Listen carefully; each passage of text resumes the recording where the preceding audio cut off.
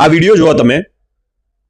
ઘણીવાર આપણે કોઈ પણ પ્રાણીને, પક્ષીને કે કોઈ પણ એવા જીવને ઇન્જર્ડ હાલતમાં જોઈએ ત્યારે આપણે એનજીઓને ફોન કરી દેતા હોઈએ છીએ અને એમને બોલાવી દેતા હોઈએ છીએ અને આપણે એવું ઈચ્છીએ છીએ કે બસ હવે એનજીઓ આવીને એમનું કામ કરી દેશે.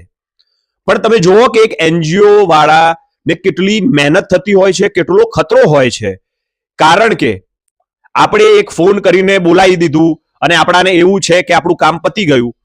શ્રીરામ ચેરિટેબલ ટ્રસ્ટ જે છે એની આ જે ટીમ છે એમને એક કોલ આવ્યો હતો કે ભાઈ વાંદરાને રેસ્ક્યુ કરવાનું છે.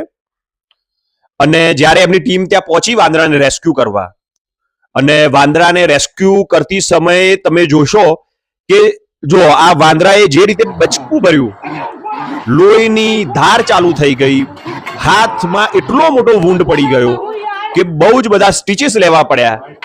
અને તો પણ બીજા પણ એમને રેસ્ક્યુના કોલ એના પછી પણ એટેન્ડ કર્યા. એટલે આ તો જસ્ટ એક એનજીઓની વાત છે. આવા ભારતમાં લાખો એનજીઓ કામ કરતા હોય છે જે ગવર્મેન્ટની આશા વગર કાં તો કોઈ પણ આશા વગર નિસ્વાર્થ રીતે સેવા કરતા હોય છે. અને જે ભારત છે એને સક્ષમ, સુરક્ષિત અને સમૃદ્ધ ભારત બનાવવામાં મદદ કરતા હોય છે. એ એનજીઓસ, જેટલા એનજીઓસ છે, એ જાનવર લગતા હોય, મનુષ્ય લગતા હોય કે બાકી કોઈ પણ ફિલ્ડને અનુરૂપ હોય, એ બધા જ એનજીઓને મારા સત નમન છે. આજે વિશ્વ એનજીઓ દિવસ છે અને વિશ્વ એનજીઓ દિવસ નિમિત્તે આપણે એ બધા જ એનજીઓને યાદ કરીએ જે ગવર્મેન્ટનું 70% કામ પોતે કરતા હોય છે, વિધાઉટ કોઈ સ્વાર્થ અને કોઈ પણ લાલચ વગર. અને તો પણ આપણે એમને ફોન કરીને હક જમાવતા હોઈએ છીએ કે ભાઈ તમે એનજીઓ વાળા કેમ નથી આવતા, કેમ આ નથી કરતા.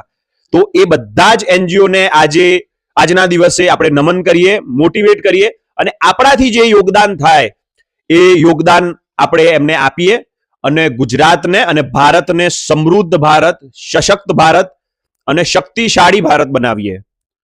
Thank you.